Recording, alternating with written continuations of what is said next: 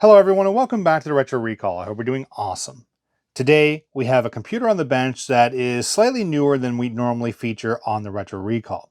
This computer was, I say, donated to the channel. Quite frankly, the person had said, hey, I'm going to throw this in the garbage or e-waste or what have you. Would you like to have it? And I said, absolutely, no problem. They said, it doesn't have a hard disk. And I said, no problem, that's fine.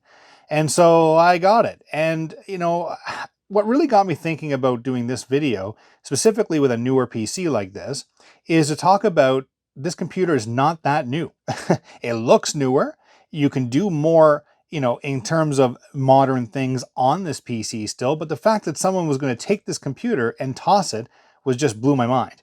And, in comparison to the retro tech of back, in the 90s and early 2000s, where tech was changing so quickly that things became obsolete more quickly. In this particular case, this system is, I believe, a 6th Gen i5 that's in the system, and it came out in 2015, I believe, if my initial read-ups were correct. As a result of it coming out in 2015, it puts this computer at 9 years old, going on 10 years old already. And when you think about that, you would consider a 10-year-old PC as being retro or older or garbage or in the middle road between becoming old enough to actually want it again or too old not to be able to do what you wanted to do.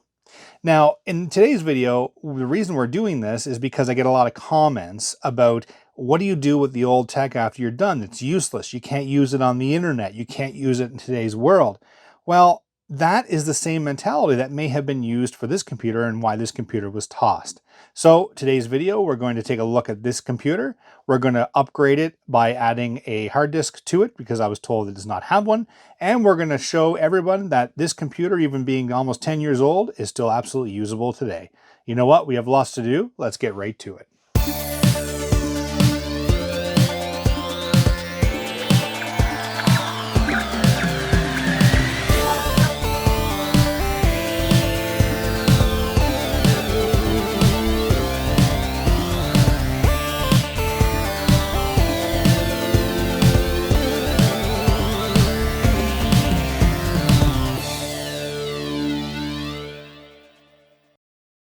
And welcome back. So as I mentioned, this is a Dell OptiPlex 3040, and this is the small form factor. Now, the video is not really showing the true scale of this computer. I mean, they have mini PC, small form factor, and of course, full towers.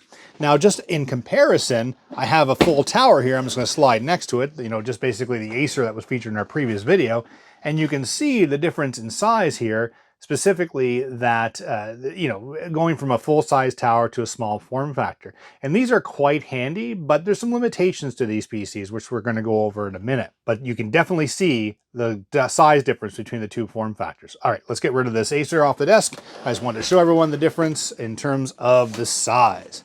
As I mentioned, it's Dell OptiPlex 3040. We have our power button here with an LED light within the button itself. It looks like we have a slim form factor type optical drive. And then we have two USB, it looks like 2 ports, and we also have 2 USB 3 ports. You can denote that by the SS for super speed. And we also have the blue plastic inside the port itself.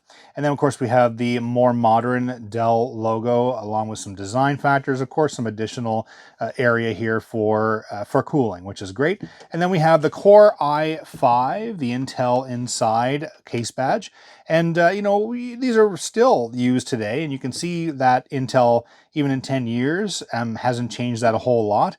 And the side here, we have the 4 rubber feet. So this is actually a system that you can plop on the like a desktop, or you can use it as a tower. It does actually have feet on both sides, the side and the bottom, or whatever direction you want to use it in, or whatever you want to call it. And that's a lot of versatility for a computer, depending on the location in which you want to put this, which is pretty neat. And of course, it also has a headphone out jack in the front. Okay, on the side, like I mentioned, just the 4 feet, no damage to the computer, quite in good shape. And along the back here, we have, looks like we have audio in or line in, we have HDMI, we have DisplayPort, Windows Pro logo, so this would have came with some sort of operating system in the professional environment for Windows. Usually aimed for business markets. More ventilation, 2 more USB 3 and 2 more USB 2 ports. built-in Ethernet. We also have, it looks like a VGA port, a DVI port, and HDMI port in the two available expansion slots here. And then of course, on the bottom, we also have our power supply. Now, of course, being a small form factor, everything is kind of, well, smaller, right? And so you're limited to the different types of components you can utilize to be able to upgrade a system like this. And again, to be honest with you, I don't know if this computer turns on. I was told it does, outside of the hard disk not being installed. Okay, and because of how small it is, it's quite easy to show on camera. So it looks like we have what looks like would have been our hard disk caddy. The nice thing about the blue indications here, it shows you what are user accessible or what to be able to open. So you see these three little notches that are holding on the front panel or front bezel. We'll pull that apart. It doesn't look too dirty there, which is pretty good. And then here we have, looks like some plastic we can move. Let's do that. There we go. And that just looks like the caddy that would hold the hard disk in place. So it had an SSD in there already. And then of course it has the provisions to put a 3.5-inch full-size platter drive if you wanted to, based on the configuration that this would have come in. But in this particular case, it seems that the SSD is in there. So I do have another SSD available here, and that is simply going to be able to be installed in this chassis because of the form factor that it's in. It just kind of sits in there in that caddy, goes back in, then you can plug your components or plug your cables into it. But not at the moment. We'll do that in a little bit. Continuing on to be able to access the rest. So you have this little kind of, again, blue is denoting user accessibility in this particular chassis. This looks like a lock and unlock mechanism. I'm just going to pull that up, and you can see when I do that, it grants me access to the rest of the system. It looks like we have a couple of memory banks here. So let's pop out the memory that we do have installed and see what we have. So it looks like we have 4 gigabytes of PC3, so DDR3 memory by the looks of things, and L. So usually that denotes low voltage, my understanding. Keep me honest down in the comments, but when you generally see something like that, it usually implies that it is low voltage memory, because again, you're running into smaller components, you're trying to get into smaller power utilization, so you can use smaller power supplies, etc., etc. More energy efficient and what have you. You know, this is a perfect example of a system, if it was truly running 4 gigabytes of memory, because I imagine the user would have left that memory in there, that we could potentially upgrade it even further. And I believe, based on what I read online, it does support 2 8GB sticks of DDR3, so if that's the case, we can get a potential maximum of 16 gigabytes out of this computer, which is not terrible. Again, 10-year-old PC, keep that in mind. Looks like we have a fan header that's connected directly to our fan. That's where the power would go. And then we also have our power switch going down to the motherboard connected here. And it's even labeled on the silk screen power switch, which is absolutely great. And then it looks like we do have the 2 SATA connectors on the motherboard. Going over to this kind of area where the video card is plugged in. I'm just going to turn this around so we get a better view of that. And in this particular case, this video card has a VGA breakout. And that's, if you notice, that this is a slimline card, specifically low profile. So that way it fits in a small form factor case such as this. When you have a full tower, you can use video cards that are full size because, well, that fits no problem. Now, you know, these become a little more difficult to find and to be able to utilize, you know, even in systems that are a smaller form factor in older tech. You know, being able to find an older, smaller form factor video card that would be in addition to the built-on graphics that are contained within the motherboard. And for the video card, it looks like we have a PNY GeForce GT730 2 gigabyte of DDR3 PCIe video card. Say that 10 times fast. So it looks like, you know, we have a relatively decent dedicated graphics card in this computer. I mean, being a GT730, I mean, for the sake of being a business class PC, that's not a slouchy card. So that's pretty good. And then of course, being able to have that ability to upgrade. Okay, I'm going to pop that back in because we're not going to do anything with that today. We do have a coin cell back here. I'm going to take my chances and say the coin cell is fine. We're not looking at doing a restoration. Now, one thing I will say is I'm impressed with the housing for that ventilation. Generally, these computers being small form factor give a bunch of heat off. And this is kind of in that era before they started using mSATA and started using different types of storage technology and building better graphics onto the motherboard and more integrated components, and continue on. The list just grows. So as a result of all of that, being in that mid era, there's still some kind of heat generation in this area. So it's nice having this cooling from the heatsink and fan assembly. So it's nice seeing that whole area just dedicated to cooling of this computer. Also, I'll be honest with you, not too often I see a fan on the back of the chassis. Usually the power supply fan is what it utilizes to be able to cool down in this area, but it's nice having that. Well, I mean, first off, it's inside the chassis anyway, so you need some kind of cooling, but the fact that it has a dedicated fan in that area to do so. But again, nice seeing all of that in there. So you're jam packing all of this stuff into a very small form factor. The other thing I'll mention is that it's also nice to see that the video card has a dedicated cooling fan on it. It's not just passive, which makes a big difference for this being able to cool off this area over here, promote airflow for this back area here, and then over above the CPU, this whole fan assembly to be able to cool off the processing area. Okay, that's all good. Now what we're gonna do is pop that RAM back in, and because I don't like always going 4 gigs, I mean, this computer, even being with 10 years old, I'm just using some contact cleaner on there, with being 10 years old, I still want to upgrade the memory in this. I'm just going to see if I can find another 4 gigabyte stick. Okay, so all I was able to find, because I don't have, believe it or not, I don't have a lot of this memory. I have a lot of DDR2 and under, and actually a couple of sticks of DDR4 for whatever reason, but I do not have a lot of DDR3, but I do have this 1 gigabyte stick. I'm going to pop that in. This is, again, DDR3. Now, I'm not using the the L memory in this case. Let's just see if I have another one here. No, they're not. So it may or may not work because, again, some of these boards can be very picky with that denomination of memory. So if not, we can definitely take it out quite quickly if it doesn't boot up as a result. Okie dokie. The next thing we're going to do is pop in that SSD to this enclosure. I mean, it's fairly straightforward. There's not much to do. So we have the enclosure. As you can see, it has these little tabs. You slide in this way. And the nice thing about these, I mean, there's different ways. I mean, I'm utilizing the caddy in this particular case, but you can screw directly into that metal plate that we saw earlier, the SSD, so you can just have that instead of using the plastic one that I have. I'm just using the plastic one because it already came with the SSD. I took the SSD out of another computer I had, so we're just going to use that for this project. Okay, the power is all connected, so now we have a hard disk, and we have the fan, everything we didn't touch, power supply we didn't touch. We have, of course, the optical drive and all that went back in. And then all of a sudden, we're ready for the front panel again, and I'm going to take my chances of putting it back in. Now, if in the event that it does not work, I'm happy to go and switch everything back and be able to take that memory out.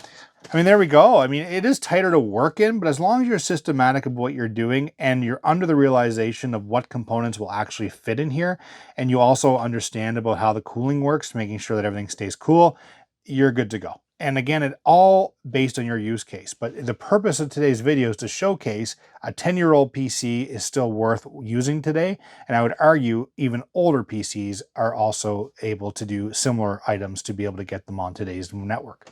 Okay, I'm going to get this all resituated so we can get the monitor, keyboard, mouse all set up and see if we can get the system up and running. Okay, and we're back and we're all set up on the bench, and I figured, you know, this will be the first time you see a wide format monitor on the bench, and this monitor was manufactured in 2007. This is one of my very first flat monitors, and it is DVI connectability, so that's what I have connected directly to the computer. All right, so I want to call out one thing. So Dells are notorious as soon as you plug them in. I think Lenovo's are similar to this, where when you plug them in, that it automatically does a cycle of the power, and sometimes they'll actually start booting right away, even when you plug them in, even with nothing else plugged in. Other times they just do a cycle of power, and then they end up just turning off, getting ready for you to hit the power button. Well, when I plugged this machine in, I didn't have a chance to catch this on video.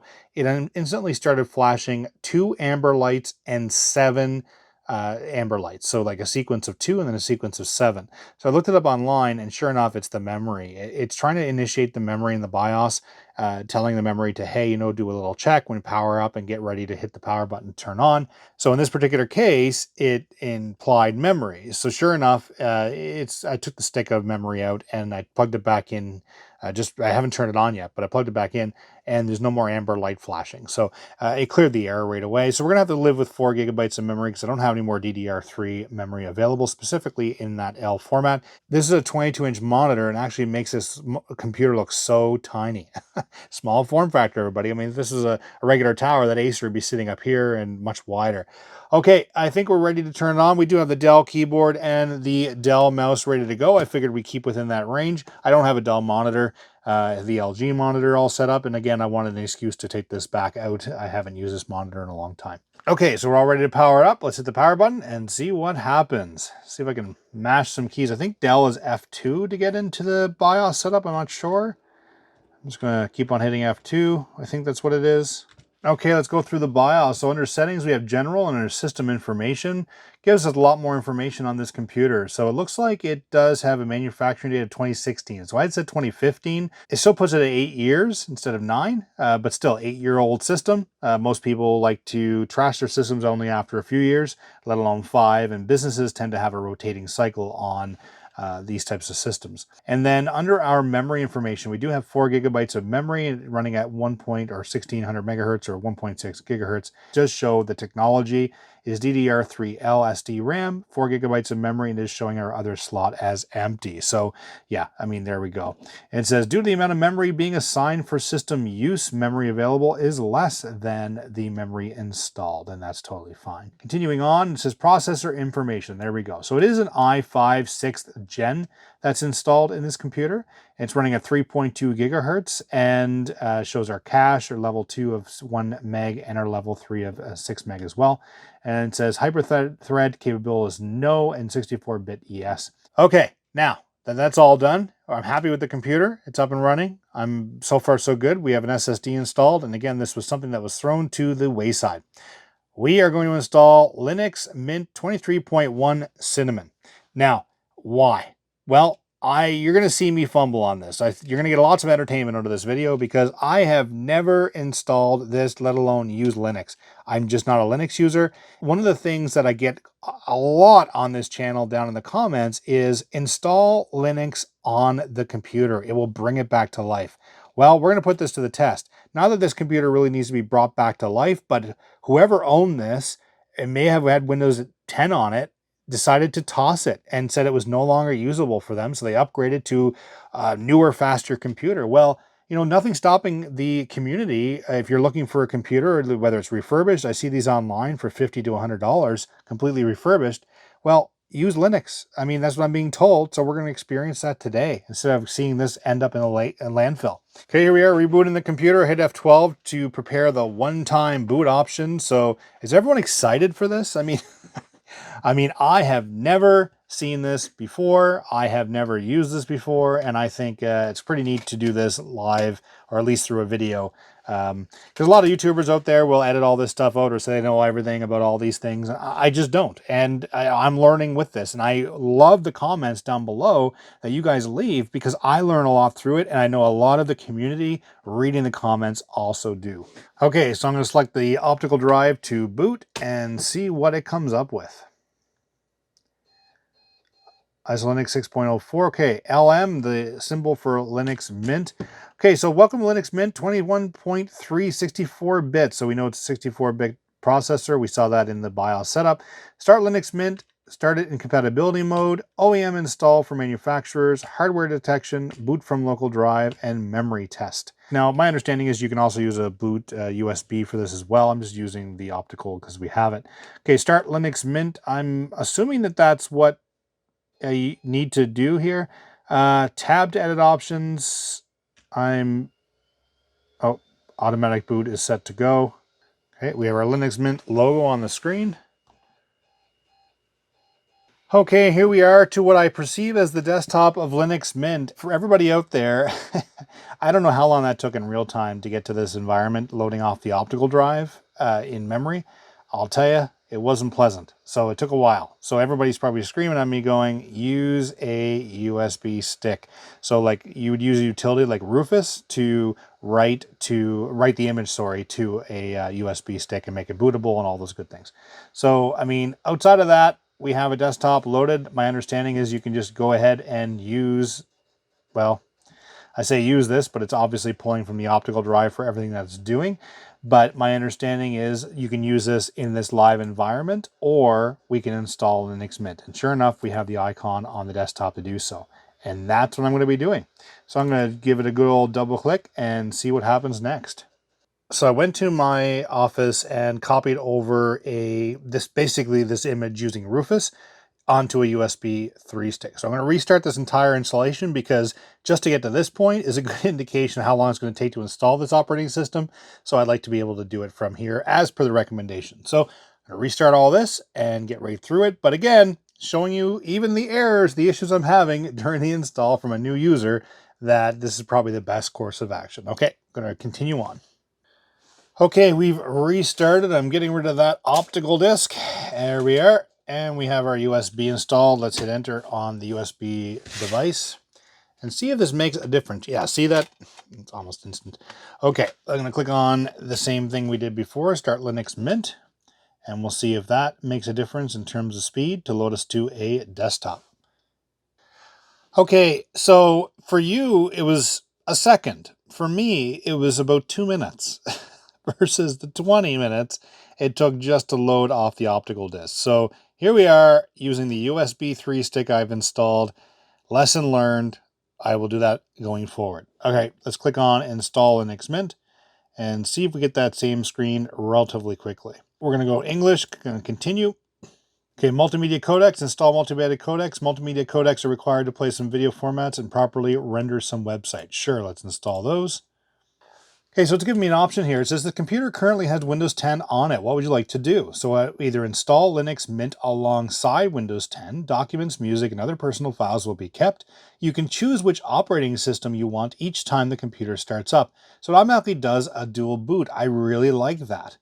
Erase disk and install Linux Mint. So warning, this will delete all your programs, documents, photos, music, and other files. So I did say earlier that I knew what was on this disk. I knew where it came from, but I do have a complete image of this SSD, and I have a feeling I'll be using it in the future for something else. I really like the fact that I'm a novice user, and it's giving me the option to do everything for me, which is really, really nice. So I'm going to click on Install Now, because I did choose the erase disk, and install Linux Mint.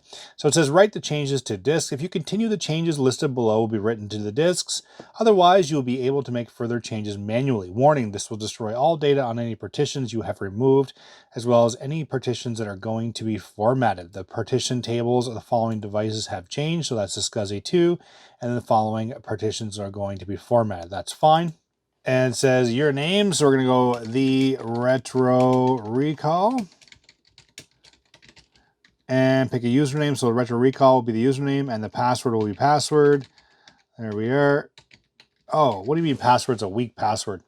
Okay, log in automatically or require password to log in. We'll require a password to log in, but it also gives an option to encrypt my home folder. I'm not going to do that right now. Welcome to and thank you for choosing Linux Mint. The slideshow will show you around while the system is being installed on the computer. Okay, well, it's interactive. All right, I click on that. And again, guys, this is all new to me. Okay, browse the web. Be fast and safe on the web with Mozilla Firefox. Watch your favorite TV shows on Netflix and YouTube. So I'm assuming it installs these applications as part of the distro. But there we go. We have the little icon, or it says Netflix. I don't know if maybe that's a shortcut right to their website or it's an actual application. Hit next. Listen to music. Enjoy your music. Listen to podcasts and online radio via Spotify and Rhythmbox.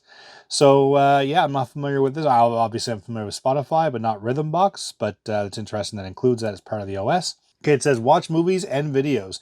Enjoy a high-definition movie or a video with VLC and media player. All modern codecs are supported. Managing your photos. So it says organize, enjoy, and share your photos. Export your album to share with them or friends and family. So featured software is Pix, Drawing, GIMP, and Inkscape. So I'm familiar with Pix because I've seen that installed with other packages. Stay connected, so keep in touch with your friends and contacts by email, IRC, or on your favorite social networks. Linux Mint provides all you need to interact with Skype, WhatsApp, Facebook, Twitter, Slack, Telegram, Viber, Discord, and many other networks. So I am familiar with a lot of these already because I use them today through the Windows environment or my mobile device. One thing I'm just noticing as I'm sitting here talking to everybody and I'm reading the screens and going through the installation, it's guiding me through. Like it's giving me something to do while it's installing the files in the background on the live environment. It's cluing in versus like a Windows installation where you literally click all your features, hit next, and wait for it to install. So I'm liking the install so far. So be productive. Use LibreOffice to create professional documents, spreadsheets, and presentations that are fully compatible with Microsoft Office, share printers, or access them remotely. So LibreOffice Writer, Calc, Impress, we have Draw, and Base. Okay, install software. So browse through 30,000 free applications from the software manager. Well, that's pretty handy. Enjoy screenshots and user reviews. Install software with one click of the mouse. So featured software is Steam, so it's nice. Okay, well, it makes me feel better that this will support Steam. Minecraft, Dropbox, and Blender. So that's pretty neat. Click on Next. Run Windows software. All right. So install Wine and run Windows software in Linux Mint, or install VirtualBox and run Windows itself within Linux Mint. I'm not familiar with Wine. I've heard of it.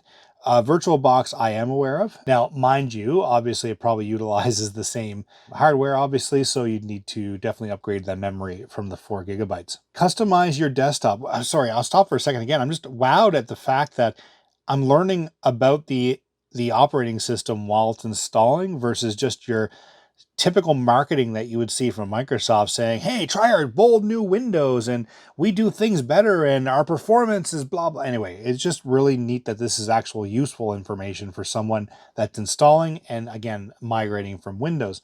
Customize your desktop. Make yourself at home and modify any aspect of your desktop. Choose from a large variety of themes, icons, and backgrounds. Linux Mint is open and easy to customize. So again, this would be the equivalent of your desktop profiles and settings and all those things. You'll be able to go and change it. Keep your system up to date. So receive fixes and security updates all in one place for the entire system, including the software you install. That's pretty awesome. So like Windows Update. And find help if you're curious about something or if you're facing a problem, simply ask around. Linux Mint is one of the most popular desktop Linux distributions and used by millions of people. It comes with a user guide, community website, a collection of tutorials, active forums, and chat rooms. So it looks like you have quite a bit of support as a result of going to something like this. Installation is finished. You can continue testing Linux Mint now, which is cool in this live environment. Let's continue on. Okay, we have our desktop up and I am just looking at it. So it says the Retro Recall OptiPlex 3040. So that's the model of the computer. Up top, what do we have? We have accessibility, keyboard options, US layout, and then our time. And then we have our power or quit button up here. And this is a Retro Recall. Our password is our super password, super safe password, calls password. We'll hit next there or log in, I imagine. So this is welcome to Linux Mint. Welcome to your new operating system. And for the record, this happened very quickly. The welcome screen will guide you through your first steps, show you how to find help and where to get information about Linux Mint. On behalf of the development team and everyone involved in the project, we'd like to thank you for choosing Linux Mint. We hope you'll enjoy this as much as we enjoy working on it. Have a great time and don't hesitate to send us your feedback. So this is version 21.3, which my understanding is the newest version. It says, let's go. Okay. It says desktop colors. So first make yourself at home. Choose your favorite color and whether you prefer a light or dark desktop theme. System snapshots. Next, set automatic system snapshots. So I imagine this like system restore.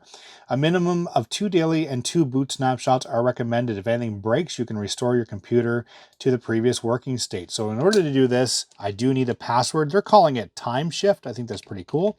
I enter my super secure password called password. I wonder if you could do this over the network.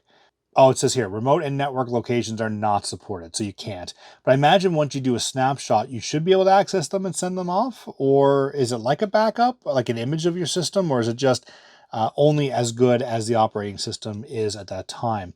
Okay, we'll hit next on that. We'll do daily, that's fine. And it says set up complete, scheduled snapshots are enabled. System can be rolled back to a previous date by restoring snapshot. Restoring snapshots only replace system files and settings, non-hidden files and directories. Save snapshots to an external disk instead of the system disk to guard against drive failures. Okay, that's what I was asking about, is if you could use a network device, but it seems like I can actually hook up like an external USB drive or something it can write to, so always leave it connected, so you're not taking up your internal storage. Okay, click on finish, and it says it's currently active. That's awesome. So go into time shift and you'll be able to, I imagine, when the snapshots are generated, so you'll be able to go back into that. Okay, driver manager. Click the driver manager to see if it recommends any additional drivers for your computer. Most hardware components are recognized by the Linux kernel and work automatically without the need to install drivers. That is awesome on every level. Gives me goosebumps. Love that. Some, however, require proprietary drivers to be recognized or work better. Let's see what it has. It says looking for drivers, please wait. So it must be utilizing some sort of online repository for this. So it says driver manager, additional and proprietary drivers. So the GeForce GT 730. So the device is using an alternate driver. So the driver open source, it says recommended to actually use the NVIDIA driver meta package. Okay, we'll click on apply changes. Of course, it needs our super secure password again. This is just easy.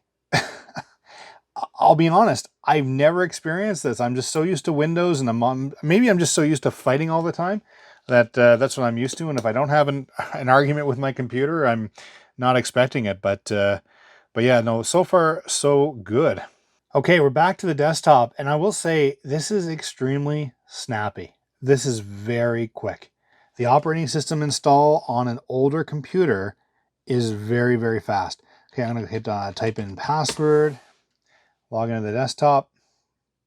Now, it said that it was installing, so connection established. You are now connected to wired connection. We're going to continue with the installation here. I'm going to click on launch again, the driver manager, because I want to see if there's anything else outside of the drivers. I'm assuming that it installed the NVIDIA drivers because it did say download and had to restart to continue. Okay, so it is using the recommended driver. All right, okay. It says one proprietary driver in use, so it did update. I thought it was telling me I had to download it again. So I don't. It's saying it's done. And that's it, I guess. There's nothing else that it needs. That's right out of the box. It had to go out, and it actually told me, don't use my driver. Go out and get the one online. And NVIDIA is also really, really good at keeping their drivers up to date. Multimedia codecs. Additional multimedia codecs are required to support some formats. Hit launch on that and see what happens.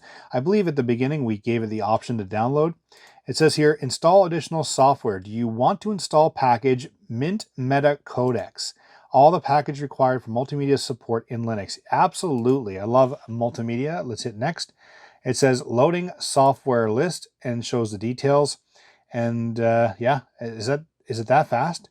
Additional software has to be removed. Please take a look at the list of changes below. So it's removing Libra Codec 58. So okay, it's using the software that's previously installed.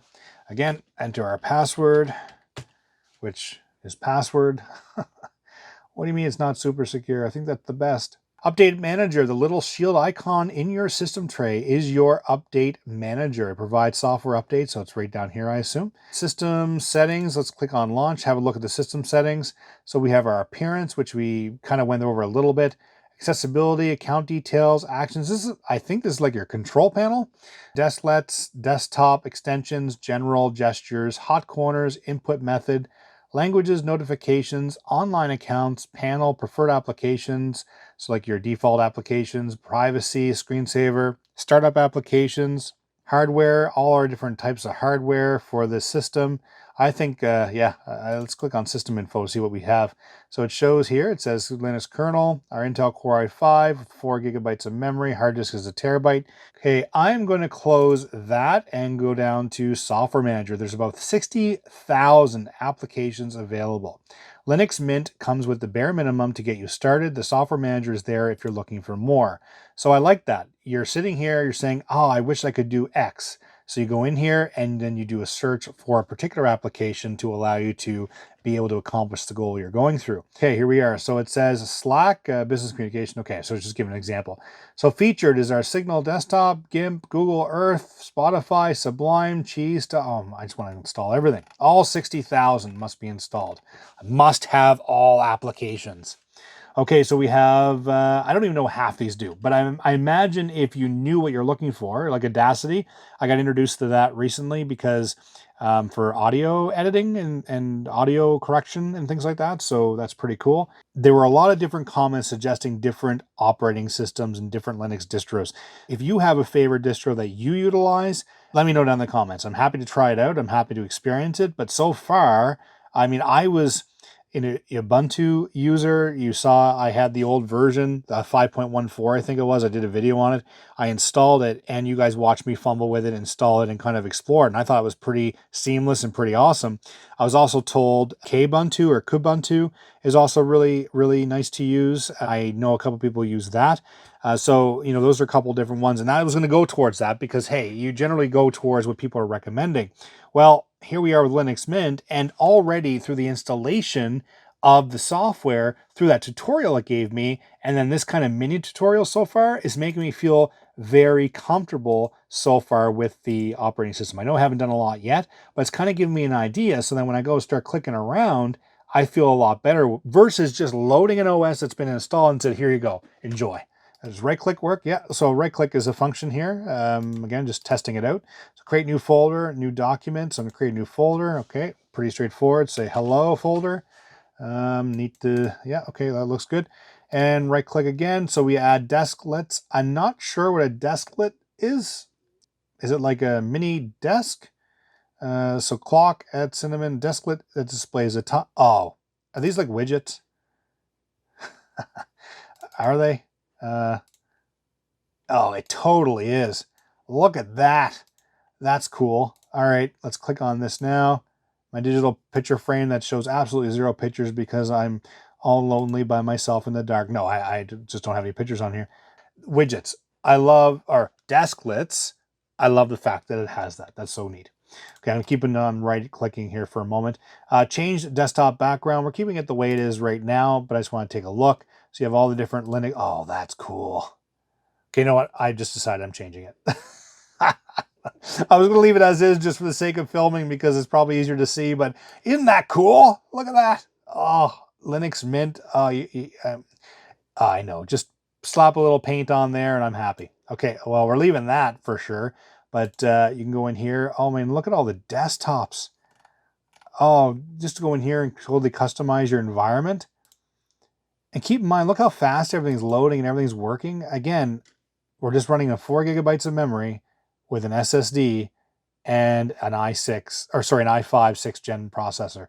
i5, wow, this is, anyway, I'm really happy with that. Okay, just look at the, look, that's awesome. Okay, let's do a look at the taskbar or whatever it's called in Linux. So we have what Linux Mint menu, which I imagine is the start menu equivalent. We have a files folder, so I can go in under home, desktop, documents, music, pictures, videos, downloads. Very, very easy to use. So then we'll click on Firefox web browser. Let's go. Okay, so it says make Firefox your go-to browser. Import from previous browser. No, we're going to skip for now because there's nothing on here. Hop from a laptop, phone, background. No, we're skipping that. Okay, Firefox, I get it. I get it. We're good. Stop asking me. Start browser. Here we go. Okay, we are on Firefox. Look, I didn't even type anything. It automatically came up with YouTube. That's where I was going. Okay, we have YouTube. Let's take a look. Try searching to get started. The Retro Recall. That comes up. Oh, I know this person. Oh my goodness. Talk about picture in picture, right, everybody? I hope everyone's doing awesome. Look at this. This is great. I know it's just YouTube, everyone, but the fact that I'm experiencing this on Linux is really, really cool. I'm very impressed, and I believe that this was the Linux distro here, Q4 OS. That's the one here that people were mentioning on my in the comments before about Linux, saying that this is a very clean and light version of Linux. The fact that it's a much older machine that you're seeing featured in this video, that it's working just fine. But look at the quality. I mean, this is just absolutely awesome. Linux Mint again. So we have our Firefox browser. This is software manager. So install new applications. We were there earlier. So that's what I really like about the tutorial, is the fact that I'm going over these things now going, oh, I've already seen that, or I've already looked through that, or I've already gone through that. So that's pretty cool. And we have our files, and we have lock computer, log out of the computer, and of course quit, which is shut down the computer. So under all applications, we have accessibility, account details, actions. So everything that we've been looking through is here. We have our archive manager, backgrounds, backup tool, Bluetooth manager, calculator. Oh, I love a good calculator. 1+1, everybody. Yeah, Linux knows the answer too. That's awesome. Okay, applications. Let's keep on going. We have our calendar. Let's look at our calendar. What do we have on the, oh, wow. Okay. That's a big calendar. Our week, our month, our year. Awesome. And I just instantly knew where to click to minimize that window or resize the window. I didn't even have to think about it. I just clicked on it, versus some of the other operating systems I've seen that, because remember, they must be looking to convert Windows users. So they're trying to make this as friendly and user accessible as possible. Okay, what else is on here? So we have celluloid, character map, color, date and time, desklets, desklets, widgets, desktop, disks. What's going on with disks here? So we have our hard disk. Oh, okay. So is this like disk management? Is that what this is? So it shows what's in the, there's nothing currently in the optical drive. So we have our 1 terabyte drive. So disk is okay, running at it says running at 96 degrees Celsius, and good partition table. Okay, well, it seems to be okay. Let's keep it going. And I just love the power that it gives you over the system. And I'm sure I'm only scratching 1% of the whole surface this operating system has to interact. So we have our document scanner, document viewer, drawing. Look at all the applications you have under this. There's our LibreOffice that we talked about earlier. Mouse and touchpad network. So it's really combining, all the applications are being combined, like where you'd have like normally like a control panel. So it's including all those in here, but as well. And NVIDIA X server settings. So it did install the NVIDIA control panel as part of Linux, as part of that download of the driver. That's awesome. On board, online accounts, panel, password and keys, pics. Wow, this is pretty neat. Time shift, we talked about that earlier. I really want to go through here, and what I really like, oh, USB image writer, that's cool. What I really like is that as I'm hovering over every one of these individual items, it's giving me a description of what it is. So text editor, edit text files. Transmission, download and share files over BitTorrent. Thunderbird mail, send and receive mail with Thunderbird. I'm familiar with that because I've used that back in the day. Sound and video, so we have celluloid. So it says play movies and videos. Hype, no ticks. So watch TV. What's that? Does it actually have TV on here? You're kidding me. Stop it. What do we have in Canada? What's on CBC? Does it just play? Okay, so it's not giving me anything when I click on these channels. I don't know if they're just supposed to start working right away or not, or I'm just being impatient. But nothing is coming up under Canada anyway. Let's go under the United States to see what comes up. Retro TV. Retro TV seems very fitting. I have this little window. I don't know if it needs to be updated or not, but it doesn't seem to be working. Okay, so I'm not getting anything from this. It is trying to load. I don't know. I'll have to look into this a little more, but I really like this. I mean, we live in a very digital age today and everything's online, but the fact that it's built right into the operating system, I think that's so cool. Okay, let's keep on going. So we have sound and video as we looked at earlier, and Rhythm Box. Play and organize your music collection. So it's like kind of like iTunes, I guess, or media player. Administration, so all of our admin stuff for our PCs, so giving you control over everything you need. Preferences, so all of our customization of the operating system. I really love that. Places, so our home, desktop, connect to, imagine if you needed to for networking and things like that. Documents, music, pictures, videos, and downloads, and recent files. And I'll be honest with you, I'm just really impressed with this operating system and how easy it was to install and how easy it was to use. Okay, let's wrap all this up and go to our outro. And here we are at the end of the video already. And I'm telling you, I really thoroughly enjoyed doing this. I know that this is not your typical retro video, but I really wanted to showcase that you can take older hardware and get it up and running and use it in today's world on the internet with all the newest applications via a Linux distribution.